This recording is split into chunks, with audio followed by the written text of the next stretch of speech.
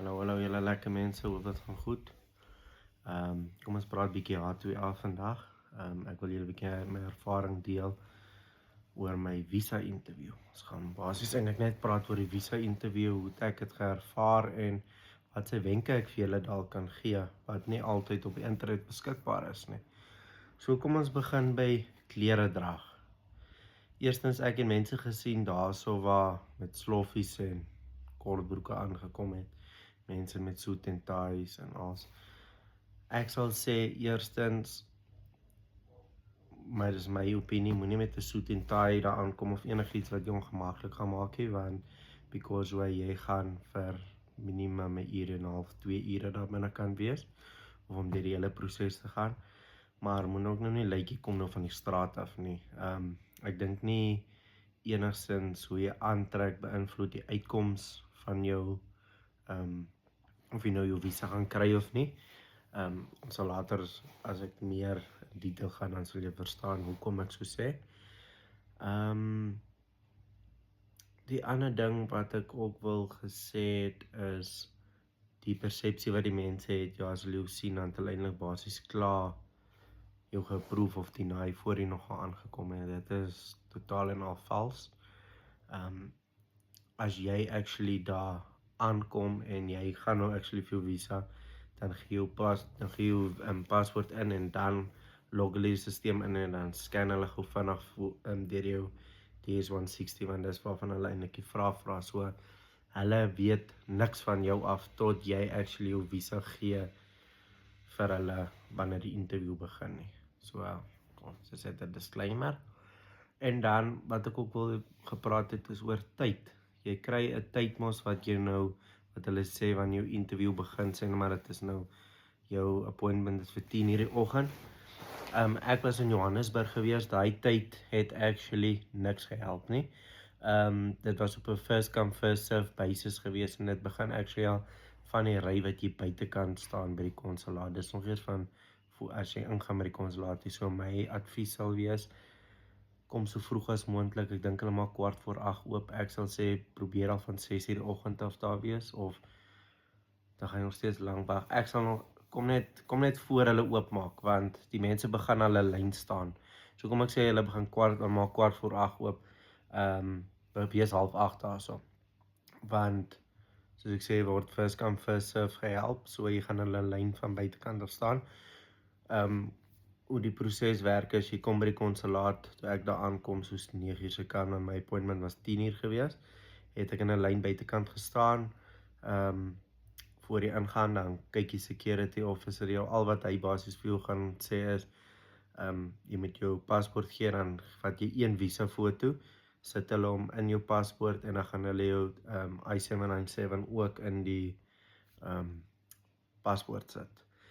Gewoonlik sê hulle mos jy moet 2 hê as jy so toe gaan. Ek het net 1 nodig gehad, of almal het net 1 nodig gehad. Dis een wat jy in jou paspoort sit. Van daar af gaan jy ingaan. Ek sal sê voor jy ingaan, moenie 'n foon by jou hê nie, moenie 'n smartwatch by jou hê nie, want jy gaan dit eenwys moet afsit en daarso los sodra jy ingaan. So as ek advies kan gee, los al jou elektroniese devices klaar buitekant. Of in jou kar of wat ook al. Moet dit nie saam invat nie, want jy gaan dit eenwys jy kan gebruik nie. Dit maak maar net 'n seamless proses nie, net vir jou nie, maar vir ander mense ook. Dan kan jy maar vinniger deurgaan. En ook as jy saam met iemand ry, weet net daar is nie parking nie, so dis maar 'n drop-off en pick-up situation. Ons was gelukkig oorkant die pad was daar, so het die mense maar so teen die sypaadjie gestop. Ons het 'n spasietjie daar gekry, maar jy mag nie aan die kant van die konsulaat teen die sypaadjie stop nie. Jy mag net iemand drop en dan ry. So as ek maar kan sê, kry maar Uber of iets laat jou drop en dan weer optel, want as iemand jou gaan aflaai, hulle gaan moet parking gaan soek en dan paar blokke af en dan gaan hulle maar vir jou lang wag. So kom ons kom terug by die proses. Ek ben nou 'n bietjie afgedwaal. So jy gaan nou in, dan gaan hulle jou nou scan. Eers gaan hulle jou scan, vra vir jou het jy enige elektroniese devices, as jy het moet jy dit afsit. En dan gaan jy dit in sulke mandjies sit soos maar by 'n airport. En dan scan hulle deur en dan gaan hulle tot daar hou, dan kry jy 'n kaartjie met 'n nommer op. Dit is nou net dat As jy terugkom, dan gee jou nommer in en dan kry jy jou elektroniese devices en alles en dan maar weer terug. As jy nou klaar daarso deur is, dan gaan jy na die eerste gebou toe loop. Jy gaan daar inkom, dit lyk amper soos 'n bank setup. Presies soos jou bank aan die binnekant lyk. Dit is maar sulke paaltjies wat jy so deurloop, dus om my lyne te kontroleer. En dan is ek dink daar soos 8 sections wat jy nou maar kan gaan staan, net met die venstertjies, soos ek gesê het, soos 'n bank. Eerste ene gaan jy gaan in 'n ry staan, jy gaan daar kom, die vrou gaan maar net vir jou visa vra met jou DS-160 en die paspoortfoto wat jy ingesit het. Jy gaan dit daar's vir haar gee, sy capture om te sê jy is nou hierso. Volgende gaan jy dan gaan jy na die biometrics toe gaan. Jy gaan na die biometrics toe gaan. Hulle gaan vier vingers van jou regter kant gaan jy scan, 4 vingers van jou linkerkant gaan jy scan en dan gaan jy jou 2 duime saam scan. As jy daar klaar is, dan gaan jy weer uitgaan dan gaan jy uit die gebou gaan en dan gaan jy buitekant gaan staan en dan gaan jy weer in 'n ry staan. Dan staan jy nou weer in 'n ry, hang af hoe vol is dit, dan gaan jy nou eintlik basies waar gaan vat hulle 2 banke. Hulle het vir ons gesê soos daar heel voor die mense op banke staan, verder staan jy maar in 'n lyn tot jy by die bank kom. Dan vat hulle maar 2 banke wat hulle nou vir jou sê, okay, kom in en dan gaan staan jy nou weer in 'n lyn in die binnekant en dan is dit nou weer wanneer jy so by die laaste sections kom. Dit is nou vir die interviews. Dan gaan staan jy nou maar in 'n lyn en dan jy kan maar, dis nie soos privaat wat jy nou met iemand privaat gaan interview nie, maar jy gaan staan daar by die venstertjie en dan vra hulle jou vra. So almal kan maar hoor hoe jy geïnterview word. So is nou nie 'n hele diskreet ding nie.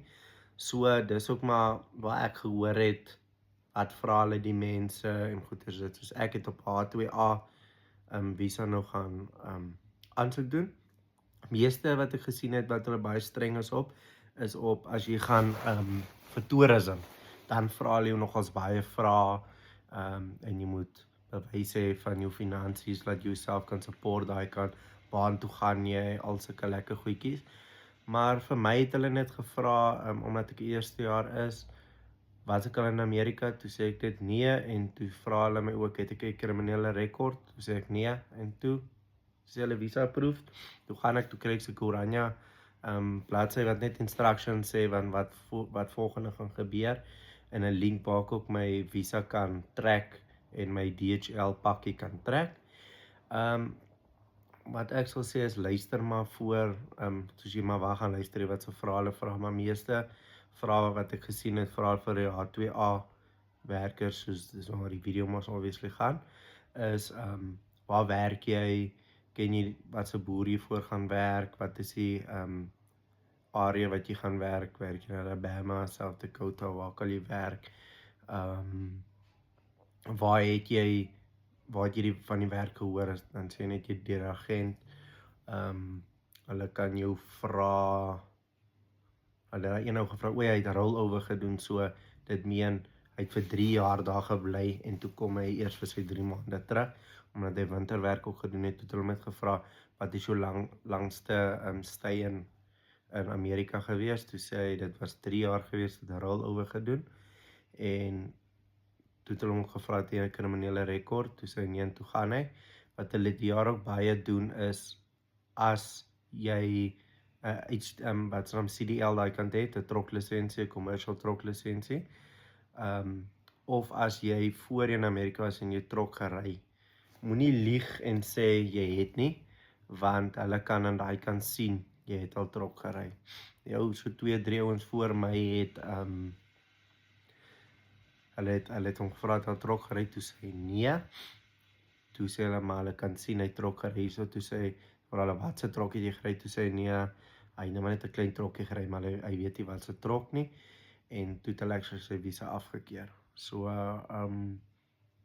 as jy nog nie daar was en jy weet jy gaan trok kry, moenie mention dat jy trok gery het, maar as jy al daar was en jy het op jou DS-160 gesê jy trok gery, nee, moenie dan gaan sê jy het nie, want basies hoe dit werk is, hulle vra jou eintlik net van jou DS-160 af vra.